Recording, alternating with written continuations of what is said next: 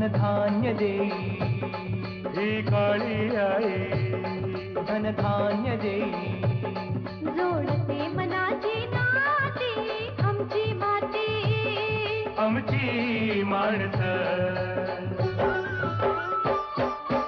आमची माती आमची माणसं आमची माती आमची माणसं आमची माती आमची माणसं आमची माती आमची माणसं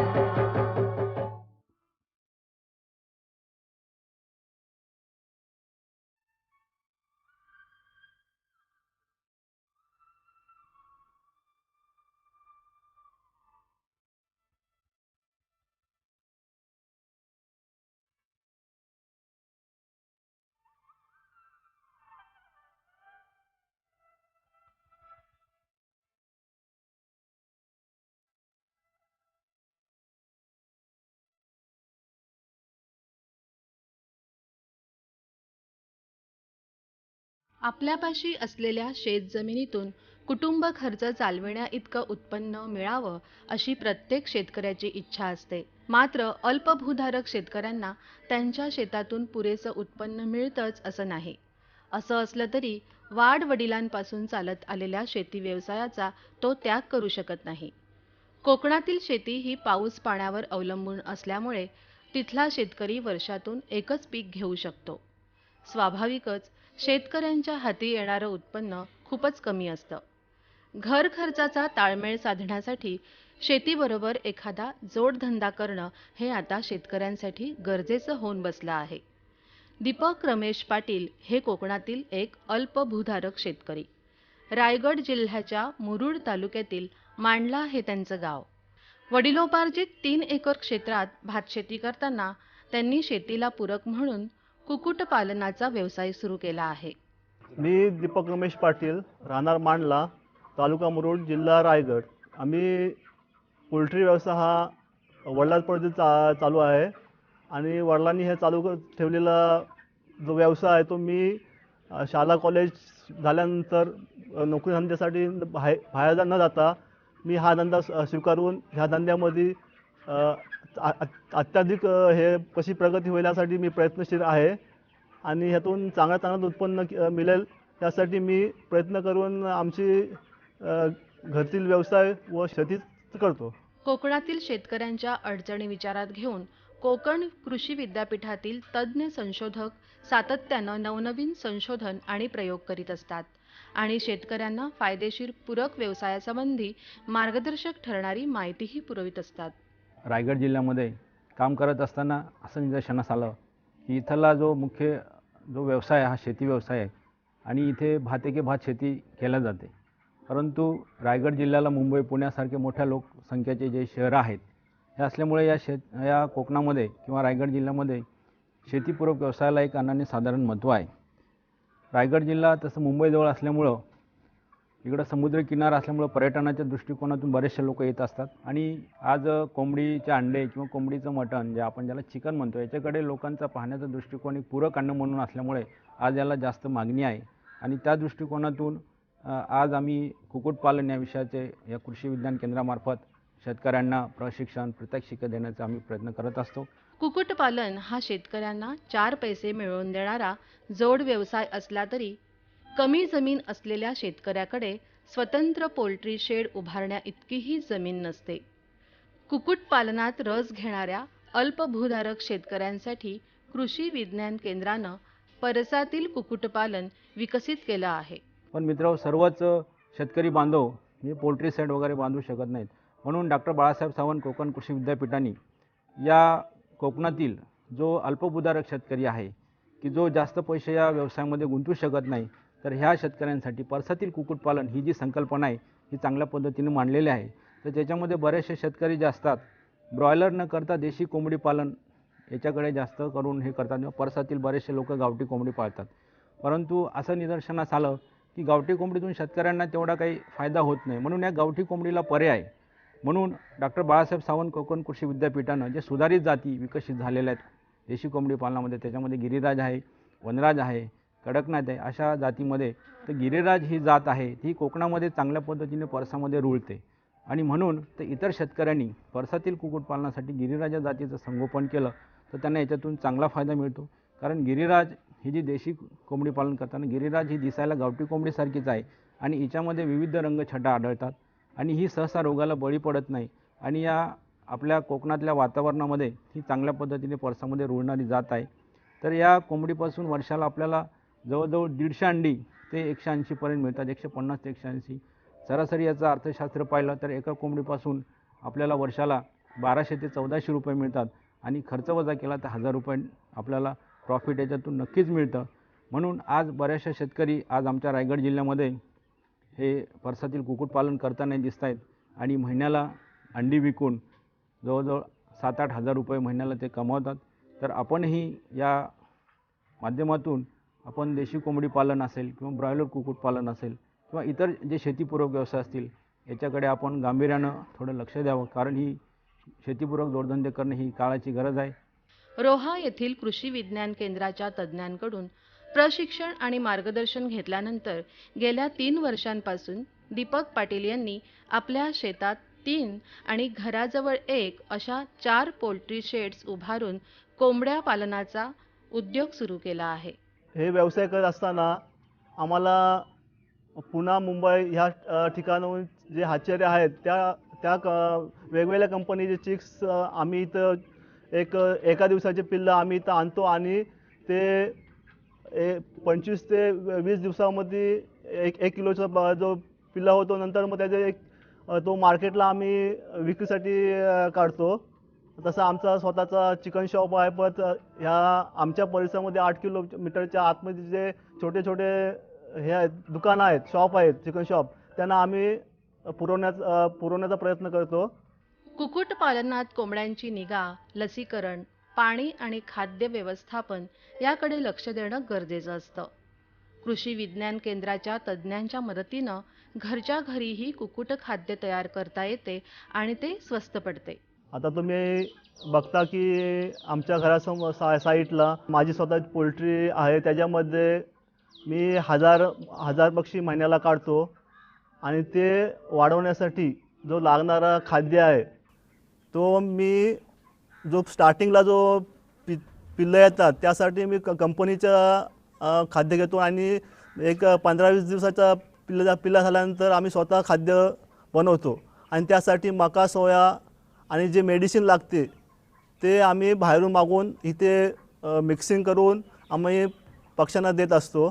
आणि ह्या जे येणाऱ्या कोंबड्यांना जो रोगराई आहे आणि जे खाण्याचं जे काय मटेरियल जे कसे वापरायचं, काय वापरायचं, ह्याचं मार्गदर्शन आम्हाला कृषी विज्ञान केंद्रामार्फत दिला जातो आणि तो मी त्या पद्धतीने करून आम्ही व्यवसाय व्यवस्थितरित्या पार पाडत आहोत. हा पोल्ट्री व्यवसाय आम्ही करत असताना जो मार्गदर्शन लागतं हे कृषी विज्ञान केंद्रामार्फत आम्हाला बोर्डिंगपासून ते पक्षी मोठ्या होईपर्यंत जे मार्गदर्शन पाहिजे, जे वेळोवेळी आम्हाला जेव्हा काही अडचणी येतात तेव्हा आम्ही त्यांच्याशी संपर्क साधून त्यांचे मार्गदर्शन घेऊन त्यांना कोंबडीच्या पिल्ल्यांना जी ट्रीटमेंट द्यायला पाहिजे त्या वेळच्या वेळी आम्ही देतो. आणि जे काही अडचणी येतात, जेव्हा रोगाचा काही प्रादुर्भाव होतो त्यावेळेला आम्ही त्यांच्याशी चर्चा करून कोणते औषधं दिले पाहिजे, काय दिले पाहिजे हे आम्हाला कृषी विज्ञान केंद्रामार्फत व्यवस्थितरित्या समजावून सांगतात. त्यामुळे ते आम्ही व्यवस्थित त्यांना ट्रीटमेंट दिलं जातो आणि मग आम्ही चांगल्या प्रकारे त्यातून उत्पन्न आम्हाला मिळतो. कोणत्याही व्यवसायात विक्री व्यवस्थापन हे महत्त्वाचं असतं. मोठ्या शहरात विक्रीसाठी न जाता पाटील स्वतःच्या गावात आणि आसपासच्या 8 किलोमीटर परिसरातील गावात कोंबड्या विकत असतात. पोल्ट्री व्यवसाय करताना कोंबडींची पिल्लं आम्ही आणून इथे मोठे करतो आणि त्याचा कालावधी आम्हाला 1.5 महिना लागतो. 1.5 महिन्यामध्ये ते कोंबडीची पिल्ले ही 1 ते 1.5 किलोमध्ये 1.5 किलो ते 2 किलोमध्ये वजन वेट होतं त्याचा. आणि ते आम्ही विक्रीला, माझा चिकन शॉप असल्याकारणाने आम्ही बहुतांश जो कोंबड्या आहेत ते आम्ही आमच्या चिकन शॉपमध्ये संपवतो आणि जे उर्वरित जे कोंबड्या आहेत हे साईडतील चिकन शॉप आहे ह्यांना आम्ही देतो. आणि ह्यातून जो येणारं उत्पन्न हा माझा चिकन शॉप असल्याकारणाने मुंबईच्या मार्केटचा वर मी अवलंबून न राहता इथं रिटेलला सेल केल्यामुळे मला त्यातून जास्तीत जास्त उत्पन्न मिळतो आणि जो उर्वरित माल आहे आम्ही जो 8 किलोमीटरच्या आतमध्ये जे चिकन शॉप आहे त्यांना मी पुरवतो. त्यामुळे मला इथला मुंबईच्या मार्केटवर राहिल्यामुळे मला इथं महिन्याला 20-25 हजार रुपये मिळतात. ह्याचा कॅल्क्युलेशन केल्यानंतर वर्षाला मला एक 2.5-1 लाखाचा उत्पन्न होतो. खर्च आणि उत्पन्नाच्या तोट्याच्या गणितामुळे शेतीपासून दूर जाणाऱ्या शेतकऱ्यांना कृषी मित्राच्या भूमिकेतून काही मंडळी मदत करीत असतात. शेतकऱ्यांसाठी मार्गदर्शन शिबिरं आणि प्रशिक्षणाची व्यवस्था करीत असतात. रायगड जिल्ह्यातील मुरुड तालुक्यामध्ये दीपक पाटील जे आहेत ते यांनासुद्धा कृषी विज्ञान केंद्रामार्फत आम्ही प्रशिक्षण दिलेलं आहे. त्या प्रशिक्षणामध्ये देशी कोंबडी पालन, ज्याला ब्रॉयलर आपण ज्याला म्हणतो कोंबडी पालन, याच्यामध्ये 1 दिवसाच्या पिल्लाचं संगोपनापासून ते विक्री व्यवस्थापनापर्यंत आम्ही त्यांना पूर्णपणे असं प्रशिक्षण दिलेलं आहे. आणि वेळोवेळी ते आमच्या संपर्कामध्ये असतात आणि आज त्यांनी चांगल्या पद्धतीनं हा व्यवसाय सुरू केलेला आहे. तर याच्यामध्ये 1 दिवसाची पिल्लं आणल्यानंतर त्यांचे काय व्यवस्थापन आहे, त्यांची ब्रूडिंग कशा पद्धतीने करायची, तर त्यांना जे लसीकरण आहे की जे आता पोल्ट्रीमध्ये जे मानमोडी, राणीखेत हे जे असे आजार येतात तर याच्यापासून प्रादुर्भाव कशाप्रकारे टाळता येईल या संदर्भामध्ये सुद्धा त्यांना वेळोवेळी आम्ही मार्गदर्शन देतो. आणि कोंबड्याची जास्तीत जास्त वाढ कशी होईल, FCR जो आहे फीड कन्झम्पशन रेशो हा कसा कमी करता येईल, म्हणजे कमी खर्चामध्ये जास्तीत जास्त उत्पादन त्यांना कशा पद्धतीने घेता येईल यासाठी ते आमच्या संपर्कात असतात आणि आम्ही त्याला सतत वेळोवेळी मदत करत असतो. तर शेतकरी बांधवांनो, आज चांगल्या पद्धतीनं ते गेली 4-5 वर्षापासून हा व्यवसाय चांगल्या पद्धतीने करत आहेत आणि आज एक सुशिक्षित बेरोजगार म्हणून आज वर्षाकाठी शेती सांभाळून आपलं कुटुंब सांभाळून आज वर्षाला या कुक्कुटपालन व्यवसायातून शेतीबरोबर 2.5 ते 3 लाख रुपये वर्षाला उत्पन्न मिळवत असतात. तर आपणही जर समजा कुक्कुटपालन करत असताना जर शास्त्रीय पद्धतीनं जर याला जोड दिली तर आपणही असंच यांच्यासारखं एक चांगल्या पद्धतीने कुक्कुटपालन करू शकतो. सागर सानिध्यामुळे मुरुड तालुक्यातील अनेक गावातून पर्यटकांची गर्दी असते. त्यामुळे कोंबड्यांची मागणी दिवसेंदिवस वाढत आहे. ही गोष्ट लक्षात घेऊन दीपक पाटील यांच्याप्रमाणे मुरुड तालुक्यातील आणि कोकणातील इतर शेतकरी कुक्कुटपालनाचा जोड व्यवसाय करून आपलं उत्पन्न वाढवू शकतील. आमची माती आमची माणसं.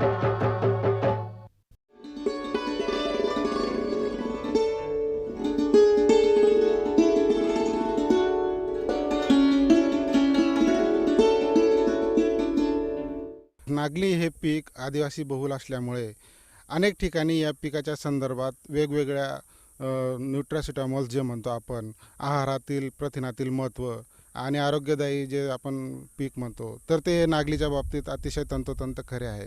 नागली पिकाचं आहारातील महत्त्व हे आदिवासी बंधूंना अतिशय चांगल्या प्रकारे माहीत असल्याकारणाने अनेक वर्षापासून आपल्याला ह्या नागली पिकाचं महत्त्व त्यांच्या विभागातच दिसून येते. अलीकडे आपण नागली पिकाच्या बाबतीत अत्यंत जागरूक झालेलो असल्यामुळे नागली या पिकाचे महत्त्व आपल्याला प्रत्येक गोष्टीतून दिसून येतं. सरांनी आपल्याला ज्याप्रमाणे सुरुवातीला सांगितलं की नागली पिकामध्ये आपण आता ज्याप्रमाणे भात आणि गहू यांची पोळी खातो, त्याप्रमाणे आपल्या विभागामध्ये नागली किंवा जी कोल्हापूर विभागामध्ये याला नाचणी असे म्हणतात, तर नाचणीची भाकरी ही अत्यंत प्रसिद्ध आहे शेतकरी बांधवांमध्ये. नाचणीची भाकरी आणि नागलीचे जे सत्व जे शेतकरी बांधव खात असतात, तर त्या शेतकरी बांधवांना आजतागायत हृदयरोग, बद्धकोष्ठता आणि रक्तदाब असे वेगवेगळे जे आजार आहेत ते आजपर्यंत झालेले आढळून आले नाहीत. त्यांच्यामधला जो काटकपणा आहे, त्यांच्यामधला तो जिवंतपणा आहे, तो या नागली पिकाने अजूनही स्थगित ठेवलेला आहे. आणि त्यामुळे नागली पिकाचं आहारातील महत्त्व त्यांना अतिशय माहीत असून त्याच दृष्टीने आपण देखील आता यामध्ये जागरूकपणा दाखवला आहे. अलीकडे वेगवेगळ्या कंपन्यांनी नागलीमध्ये वेगवेगळे प्रकारचे पदार्थ जसे आपले नूडल्स, इडली, नंतर त्याच्यामध्ये पापड, नंतर नागलीचे एक प्रकारे रवा बनवून त्याच्यामध्ये आता वेगवेगळ्या शिऱ्याचे प्रकार काढलेले आहेत.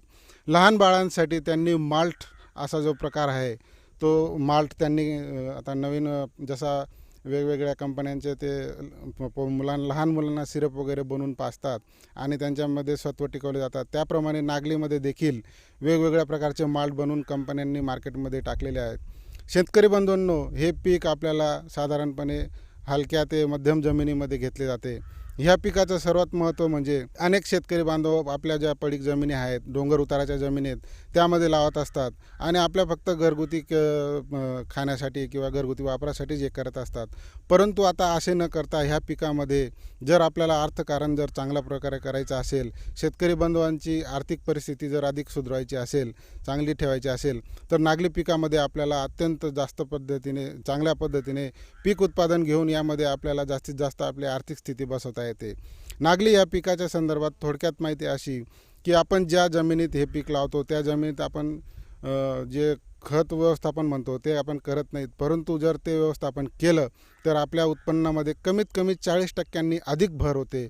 उदाहरणच द्यायचं म्हटलं की शेतकरी बांधव जे नेहमी पद्धतीने लावतात त्यामध्ये त्यांना नागलीचं उत्पादन खत किंवा जे शेणखत म्हणतो किंवा FIM म्हणतो ते न देता त्यांना हेक्टरी फक्त 5 ते 6 क्विंटलपर्यंत नागलीचं उत्पन्न मिळतं. परंतु जर आपण सुधारित पद्धतीने नागलीची लागवड केली तर आपल्या ह्या पद्धतीमध्ये फार नाही फक्त 2 टन शेणखत आणि 50, 40, 25 म्हणजे नत्रस, पुरत, पालाश एवढाच आपल्याला डोस लागतो. या पिकामध्ये साधारणतः आपण आता नवीन जातींचा हे केलेला आहे, अंतर्भाव केलेला आहे. तर यामध्ये आपल्या महात्मा फुले कृषी विद्यापीठाने सुधारित वाण फुले नाचणी जे अतिशय जास्त उत्पन्न देणारं, कर्करोगास बळी न पडणारं आणि अतिशय चांगलं वाण निर्माण केलेलं आहे. तर ह्या वाणाच्या बाबतीत सांगायचं म्हणजे की ह्या वाणात आपल्याला रोग प्रतिकारक क्षमता जास्त आढळते, उत्पन्न जास्त मिळतं आणि ह्या अशा पद्धतीने जर आपण लागवड केली, सुधारित पद्धतीने खत व्यवस्थापन केलं, सुधारित जातींचा अवलंब केला तर जे उत्पन्न आपण 5 ते 6 क्विंटल प्रति हेक्टरी घेतो तेच उत्पन्न ह्या पद्धतीने घेतल्यास आपल्याला कमीत कमी 15 ते 20 क्विंटल एवढं उत्पन्न आपल्याला मिळू शकतं आणि हेच या जातीचं आणि ह्या लागवड तंत्रज्ञानाचं वैशिष्ट्य आहे. आणि इथून पुढे जर आपल्याला या जमिनींचा जर अधिक चांगल्या पद्धतीने सक्षम पद्धतीने जर वापर करायचा असेल तर ह्या पिकाच्या संदर्भात आपल्याला जवळपास 40 ते 50% जास्त उत्पन्नात नफा मिळून आणि मग आपल्याला पुढचे जे आपण जे आता म्हणतो की आहारातलं महत्त्व आपण सुरुवातीला ऐकलं त्या पद्धतीने याची नुसती नागली म्हणून मार्केटमध्ये विक्री न करता थोड्याशा प्रमाणात शेतकरी बंधू भगिनींनी किंवा महिला गटांनी एकत्र येऊन नागली पिकाचं म्हणजे आता एक उदाहरणच द्यायचं म्हणजे की आता नागलीचे पापड एक थोडक्यात उदाहरण म्हणजे की ते अतिशय प्रसिद्ध होत आहेत. आपण ज्याही कुठे एखाद्या बाहेर जेवणाची वेळ येते, कुठं जायची वेळ येते तर आपण आवर्जून नागली या पिकाचे किंवा नागलीचे पापड आपण मागत असतो आणि आवर्जून त्याला अतिशय चवीने खात असतो. तर माझी शेतकरी बंधूंना तेच विनंती आहे की असे एक छोटे मोठे हे करून बचत गट तयार करून नागली या पिकामध्ये आपण जर डायरेक्टच व्हॅल्यू ॲडेड पॅक जर तयार करून जर या नागली पिकाची वितरण व्यवस्था जर केली तर आपल्याला निश्चितच याच्यामध्ये ज्या वेळेस आपण एखाद्या पिकामध्ये 10 ते 20 हजार रुपये हेक्टरी उत्पन्न घेत असतो, परंतु अशा पिकाचं व्हॅल्यू ॲडिशन घेतल्यानंतर आपल्याला कमीत कमी 30 ते 40 हजार रुपये प्रति हेक्टरी उत्पन्न मिळू शकतं.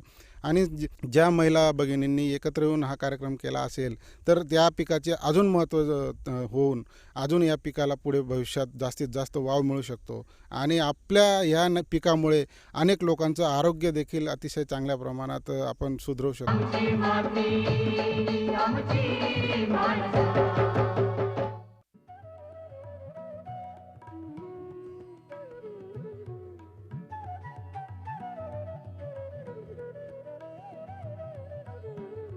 कमी जमिनीत जास्त उत्पन्न देणारं पीक घेण्याकडे प्रत्येक शेतकऱ्याचा कल असतो. त्यासाठी आवश्यक ती मेहनत घेण्याची सर्वच शेतकऱ्यांची तयारी सुद्धा असते. वडगाव शिंदे, तालुका हवेली, जिल्हा पुणे इथल्या तानाजी शिंदे यांना अशाच एका हुकमी पिकाची ओळख झाली. पूर्वी या ठिकाणी मी बाजरी आणि भुईमुग शेती काम करत होतो. नंतर माझी जवळ जमीन 6 एकर आहे, 5.5 एकर आहे. 5.5 एकरच्या नंतर मी 5 एकरामध्ये मी भुईमुग आणि बाजरी पीक घेत होतो. नंतर कांदा आणि गहू घेत होतो. नंतर मला असा एक कांदा झाला, एक मित्र भेटला आणि त्यांनी मला ह्या गवतीच्याबद्दल मार्गदर्शन केलं आणि त्यांनी मला 200 बेटं दिली. 200 बेटं मी एका बांधावरती लावली आणि त्या बांधावरून लावून नंतर गेल्या जून महिन्यात म्हणजे 2004मध्ये मी 5 गुंठे गवतीच्या लावणीची सुरुवात केली. दिवसेंदिवस महाग होत जाणाऱ्या चहा पावडरच्या तुलनेत गवती चहा स्वस्तही असतो आणि औषधी सुद्धा. शिंदे शास्त्रीय पद्धतीनं गवती चहाची शेती करत असतात. पहिल्या प्रथम मी नांगरणी केली, नंतर पाळी घातली आणि सर्व ओरंब्यावरती पट्टा पद्धतीने 1-1 फुटाच्या अंतरावरती गवतीची बेटं लावायला सुरुवात केली. अगोदर मी लावताना शेणखत घातलं, नंतर 1 महिन्यानी त्याच्यावर युरिया सोपला वापरला आणि नंतर मग लिंबाचं कंपोस्ट खत म्हणून वापरलं. पट्टा पद्धती लावताना एक फुटाच्या अंतरावर लावलं. 1 फुटाच्या अंतरावर लावल्याच्यानंतर मध्ये 3 फुटाच्या अंतर सोडलं आणि त्याला हवा मिळावा म्हणून मी 3 फूट अंतर सोडून मध्ये पट्टा पद्धतीने लावलेले आहे. लावल्यानंतर 3 महिने ह्याला कापणी सुरुवात केली. 3 महिन्यांनी कापणी सुरुवात केल्यानंतर मी दररोज 20 किलो माल काढत असतो. 1 किलोचा बंडल बांधून मार्केटमध्ये देत असतो. त्या एका बंडलचे मला 10 रुपये मिळतात. असे 20 किलोचे मला 200 रुपये मिळतात अंदाजे. तरी मी महिन्याला 6,000 रुपये उत्पन्न घेत असतो. 6,000च्या नंतर जर 10 महिने हा व्यवसाय चालत असतो वर्षातून, तर याचे मी 60,000 रुपये दर वर्षाला कमवत असतो. मिळकतीची खात्री पटली की शेतकऱ्यांचा उत्साह वाढतो. 5 गुंठ्यात वर्षभरात 60,000 मिळवणाऱ्या वडगावच्या तानाजी शिंदे यांनी नजीकच्या काळात गवती चहाच्या शेतीचं क्षेत्र वाढवण्याचा निर्णय घेतलाय. अंदाजे 60,000 रुपये महिन्याला उत्पन्न मिळणार आता म्हणल्यानंतर मी पुढच्या वर्षी ह्याचे 10 गुंठे करणार आहे. 10 गुंठे केल्यानंतर ते आणखी वाढवणार आहे. नंतर 20 गुंठे करणार आहे. हा माल मी मार्केटला पाठवणार आहे, मुंबई मार्केटला पाठवून सातारला एक कंपनी ॲग्रो एजन्सी म्हणून त्या ठिकाणी पाठवणार आहे. ती कंपनी त्याचं तेल पाडत असतात. त्याचं जे आयुर्वेदिक तेल आहे ना, ते आयुर्वेदिक तेल करतात. मग पुणे शहरात ह्याचं आहे ना, सर्दी पडसा खोकला या कप दमावरती हे औषध चालत असतं म्हणून तिथं त्याची विक्री करत असतात, किरकोळ विक्री. आणखी जर कुठं ऑर्डर मिळाली तर आणखी माल वाढवणार. आमची माती आमची माणसं.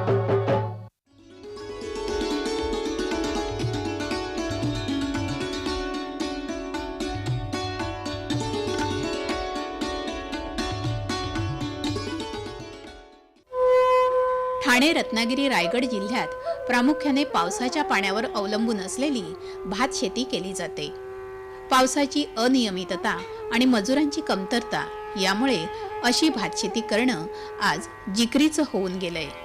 त्यासाठी भाताची रोपवाटिका तयार करून नंतर पावसाच्या पाण्याची उपलब्धता पाहून भात खाचराची उभी आडवी नांगरट करून चिखळणी केली जाते.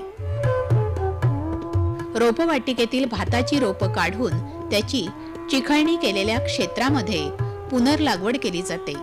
यालाच भात लावणी असं म्हणतात. पावसाची अनियमितता आणि मजुरांची कमतरता यामुळे अशी शेती करणं जिकरीचं होऊन बसलंय. प्रत्येक घरात 2 ते 3 माणसं मिळून अशी शेती करणं कठीण जातं. त्यामुळेच 4-5 कुटुंबातील 7-8 माणसं एकत्र येऊन अशी सामूहिक पद्धतीने शेती केली जाते. सामूहिक पद्धतीने शेती केल्याने कामाची आणि श्रमाची विभागणी होते. कामाचा उरक लवकर होतो, श्रमपरिहार होतो. मजुरांच्या कमतरतेवर हा एक नामी उपाय आहे. सामूहिक शेती ही आज काळाची गरज आहे. मजुरांच्या कमतरतेवर नामी उपाय समूह शेतीशिवाय नाही पर्याय. माती आमची माणसं.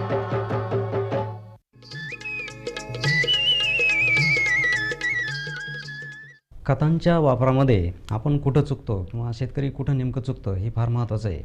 तर याच्यामध्ये शेणखत, कंपोस्ट खत आणि गांडूळ खत याचा आम्ही नेहमी शिफारसीप्रमाणे प्रत्येक पिकाला सांगितलेलं आहे. परंतु मध्यंतरीच्या काळामध्ये ह्या सेंद्रिय खतांचे तुटवडा निर्माण झाल्यामुळे शेतकरी विसरून अगदी रासायनिक खतांचाच फक्त वापर करायला लागलेला. परंतु ह्या सेंद्रिय खतांचा जमिनीचे भौतिक गुणधर्म आणि जैविक गुणधर्म सुधारण्याच्या दृष्टीने अतिशय महत्त्वाचा आहे. त्याचा आपण पोषण मूल्य म्हणून कधीही वापर करायचा नाही. तर हे ज्यावेळेस नांगरट करतो त्यावेळेस आपण हे शेणखत, कंपोस्ट खत टाकायचं आहे आणि त्यानंतर माती परीक्षेनुसार आपण हे रासायनिक खतं टाकायचे आहेत. तर रासायनिक खतं टाकत असताना आपण जर जमिनीचा प्रकार जर पाहिला तर त्यानुसारच आपण हे टाकायला पाहिजे. पण रासायनिक खतं टाकण्यापूर्वी आपण जर त्याला सुधारणा जर महत्त्व दिलं तर ते अतिशय महत्त्वाचं आहे. आता सुधारणा करण्यासाठी एक सेंद्रिय भूसुधारक आणि रासायनिक भूसुधारक असे 2 प्रकार पडतात. तर सेंद्रिय भूसुधारकामध्ये कारखान्याची मळी कंपोस्ट खत असतं किंवा शेणखत असतं, कंपोस्ट खत असतं, त्याचप्रमाणे गांडूळ खत असतं. असं हे जे काही सेंद्रिय भूसुधारक आहे, या सेंद्रिय भूसुधारकेद्वारे आपण जमिनीची सुधारणा करणं अतिशय महत्त्वाचं असतं. आणि जमीन फक्त क्षारयुक्त चोपण आणि चोपणच जर असेल तर त्याच वेळेस फक्त जिप्समचा वापर करायचा आहे. अन्यथा क्षारयुक्त जमिनीत जर आपण जिप्समचा वापर केला तर ती जमीन अतिशय क्षारयुक्त परत होणार आहे. म्हणून आपण फक्त क्षारयुक्त चोपण आणि चोपण जमिनीत या जिप्समचा वापर शेणखतात मिसळून केला तरच उपयोग होईल. आता हा जिप्समचा वापर करताना सुद्धा बऱ्याच वेळा पंचायत समितीकडे सबसिडी आली म्हणून आपण काय करतो, ते जिप्सम घेतो आणि जमिनीमध्ये टाकून देतो. परंतु ते अतिशय चुकीचं आहे. आपली जमीन नेमकी कोणत्या प्रकारची, जास्त चुनखडीची असेल तरी टाकणं धोकादायक आहे, जास्त क्षारयुक्त असेल तरी टाकणं ही धोकादायक आहे. तर आपली जमीन फक्त क्षारयुक्त चोपण किंवा चोपण जर असेल तर माती परीक्षणानुसारच आपण हे टाकणं अतिशय महत्त्वाचं आहे. तर हे माती परीक्षणानुसार जिप्सम किती आवश्यक आहे त्यानुसार त्याच्या 50% फक्त आपण हे जिप्सम शेणखतात मिसळून टाकायचं आहे. तर हे टाकल्यानंतर त्या जमिनीमध्ये थोडंसं वापसावर पाणी द्यायचं आणि नंतर ह्या जिप्सम सोडियम जमिनीत जास्त झालेले असतात ते जमिनीबाहेर काढतात आणि जमीन सुधारणा होते. तर आता हे चुना जास्त झालेल्या जमिनीत आपण गंधक टाकायचं आहे, एक लक्षात घ्यायचं. चोपण जमिनीमध्ये हे सांगितलं तर त्याच्यामध्ये 2 प्रकार आहे. चुना जर जास्त झाला तर त्या ठिकाणी गंधक टाकणं महत्त्वाचं असतं. जर अशा जमिनीत जर जिप्सम टाकलं तर ते जिप्सम त्या जमिनीच्या पृष्ठभागाखाली एक प्रकारचा थर तयार होतो आणि थर तयार झाला त्याला आपण शेड म्हणतो किंवा चुन्याचा थर तयार होतो असं म्हणतो. तर ह्या जमिनीवर आपण जर फळबागा जर लावल्या आणि त्या मुळ्या त्या थरामध्ये गेल्या तर आपल्याला ह्या फळबागा तोडाव्या लागतात. म्हणून जिप्सम वापरताना अतिशय महत्त्वाची काळजी आपण घ्यायची. आता हे झालं भूसुधारक आणि भूसुधारणा केल्यानंतरच रासायनिक खतांचा किती वापर करायचा हे आपण ठरवलं पाहिजे.